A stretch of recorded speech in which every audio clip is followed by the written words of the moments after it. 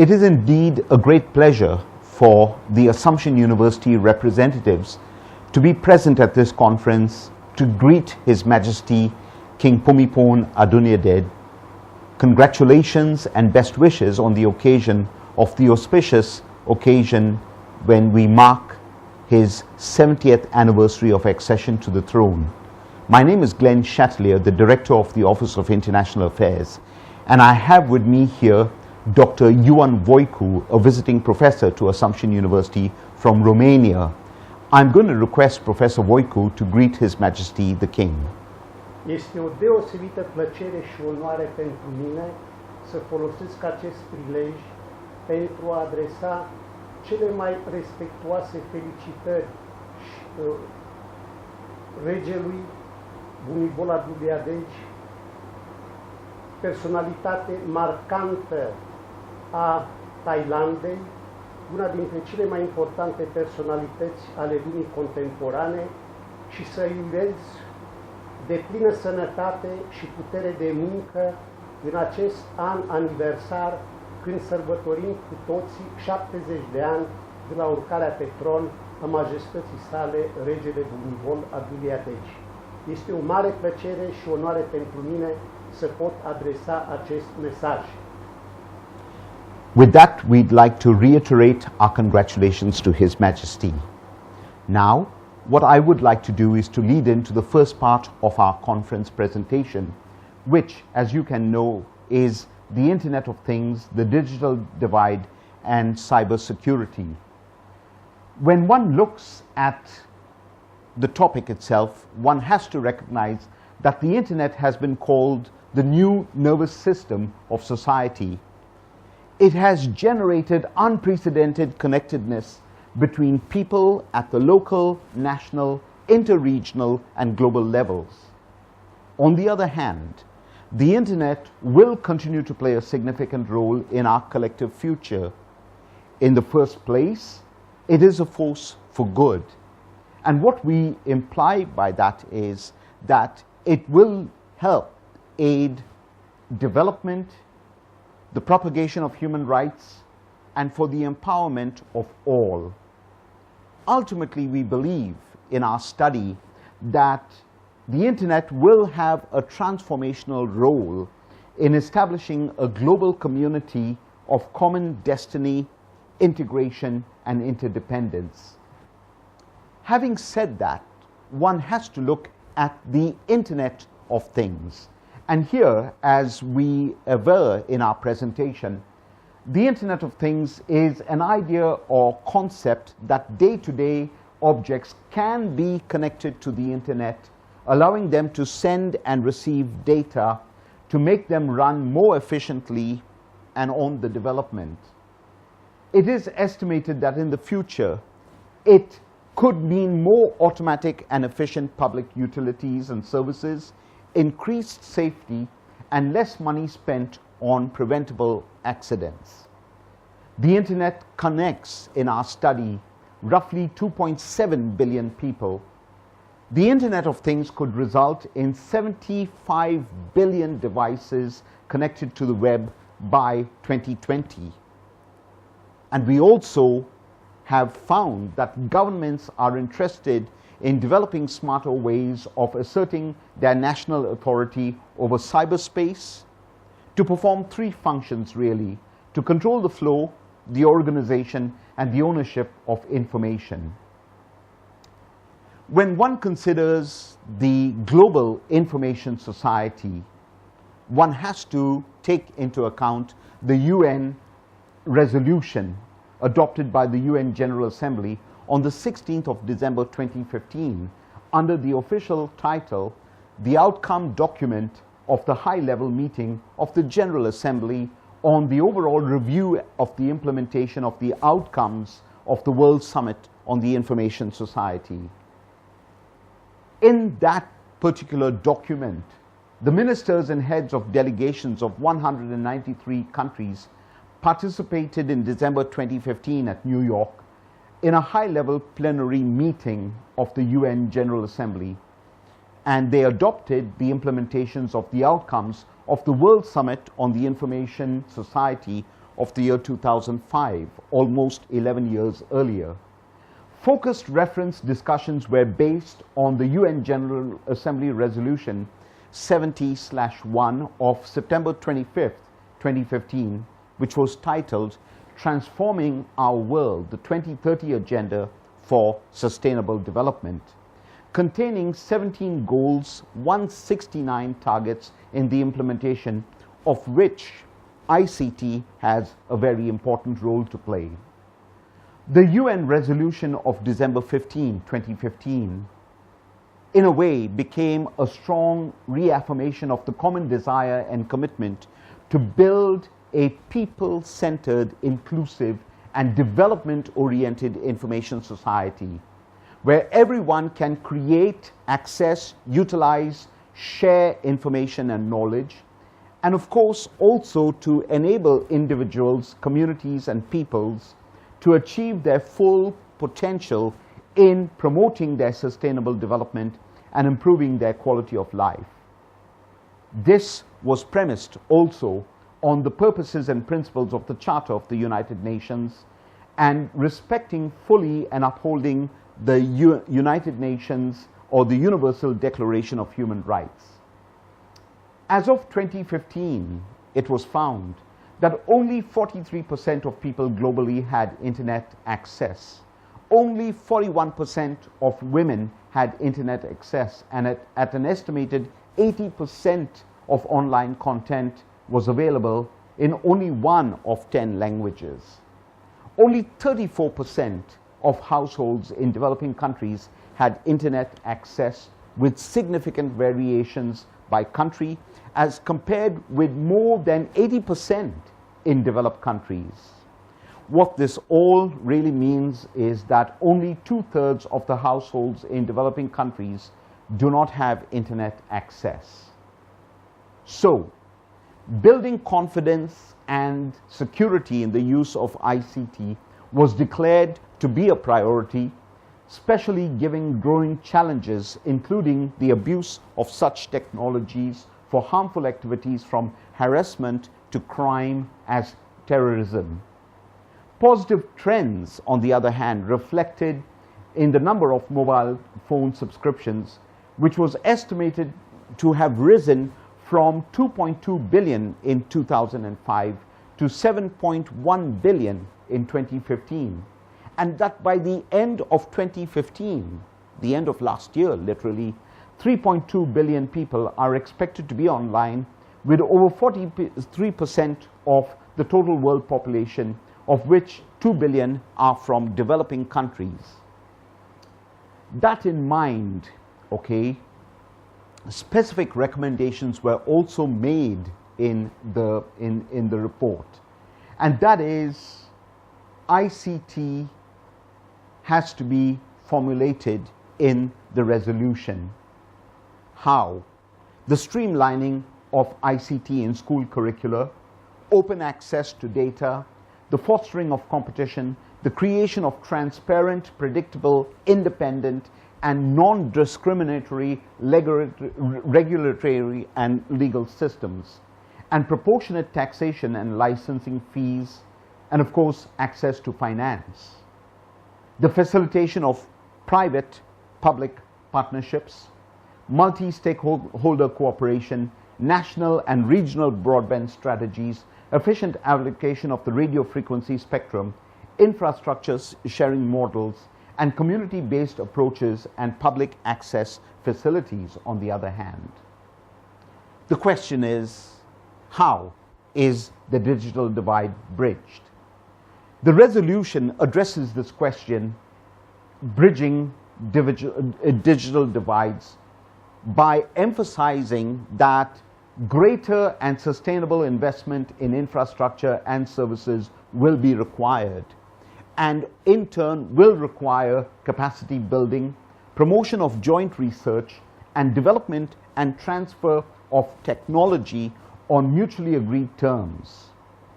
These mechanisms remain a primary focus for all countries and people, particularly developing countries.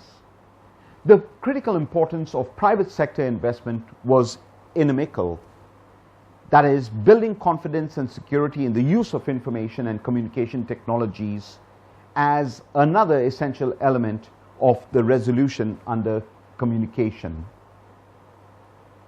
It was also recognized that the significant efforts by governments, the private sector, civil society, the technical community, and academia to build confidence and security in the use of information and communication technologies.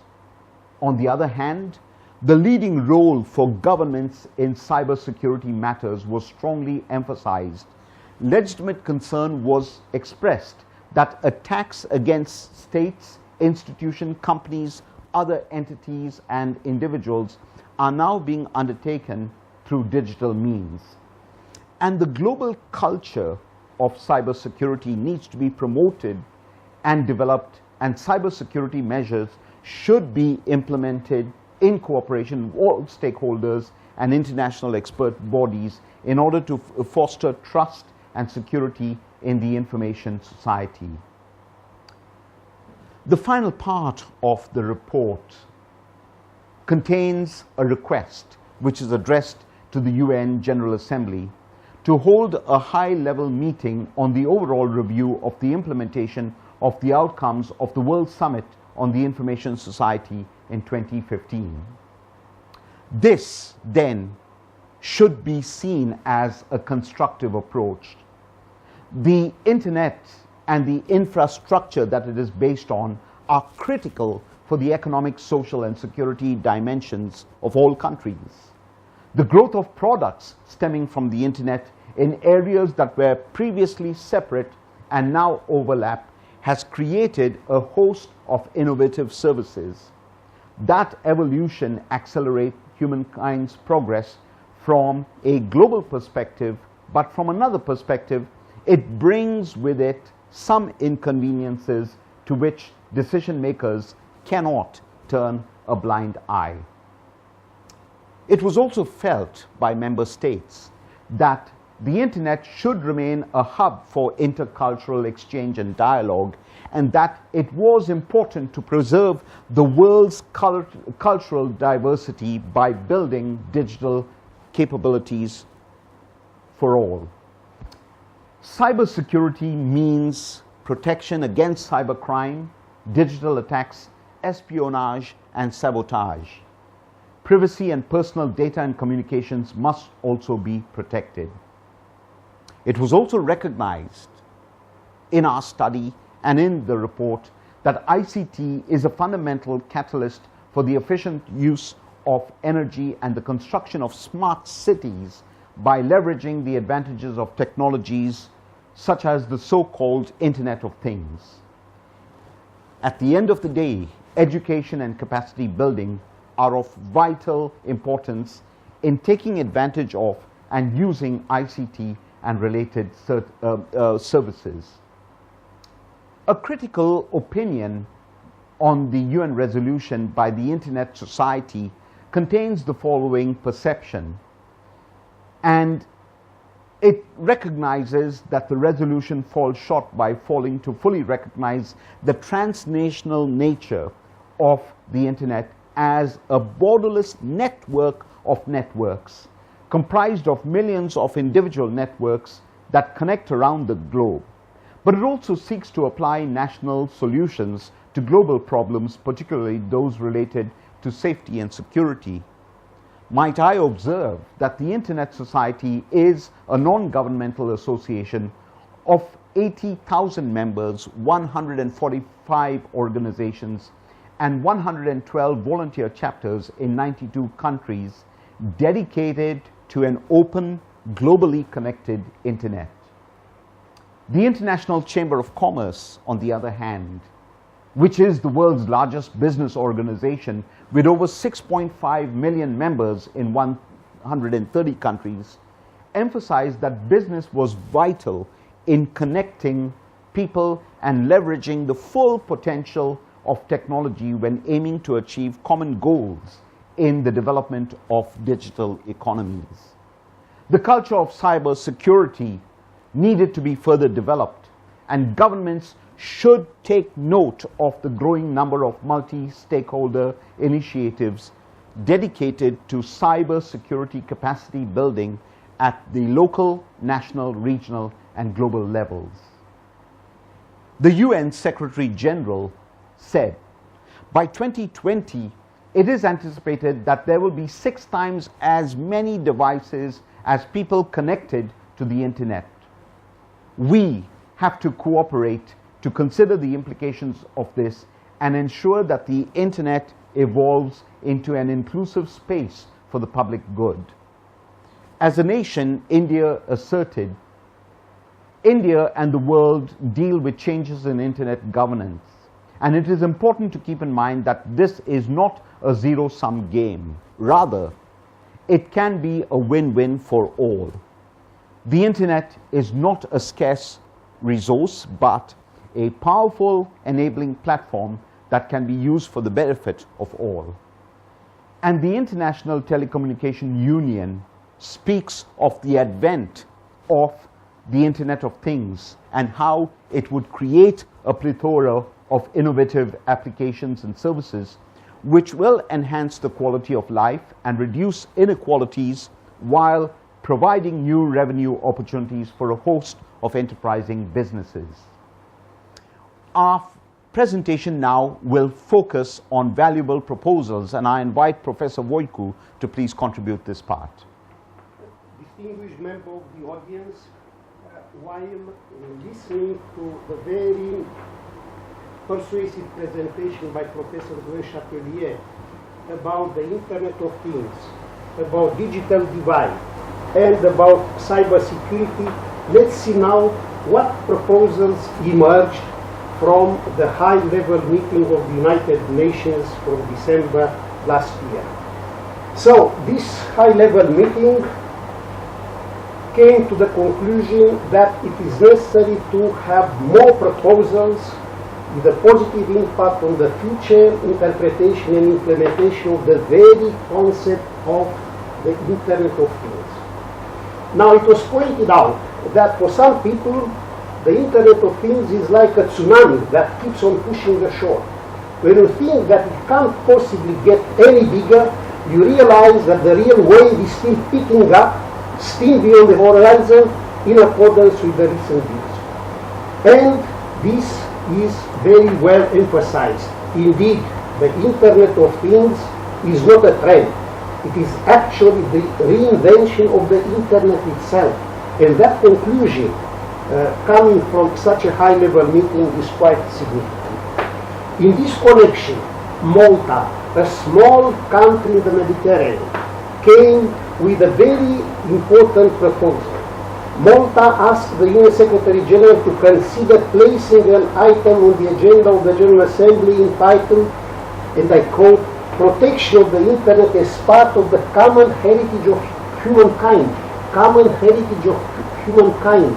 This is something very, very important. Indonesia and China came also with a proposal about the necessity of elaborating an international ethics code related to the Internet and various applications of the Internet. Now, what conclusion could we finally formulate at the end of this presentation? It appears that the Internet of Things will have a broad impact on many of the processes that characterize our daily lives, influencing our behavior and even our values. While dealing with the Internet of Things in academic institutions, all stakeholders should keep in mind that digital talent thrives best in open, collaborative, experimental culture, where team members can learn and grow and be around the critical mass of similar talent. So this is one of the most important things we can derive from this debate. And finally, we should assume, and I think we have all reasons to assume, that this conference in which we take part now will contribute not only to the better understanding of the concept of the Internet of Things, but also to the development of information technology and communication and in particular for the benefit of developing countries, as very well explained by my colleague Professor Glen Chatelier while presenting the digital divide. Thank you very much for your kind attention. Thank you.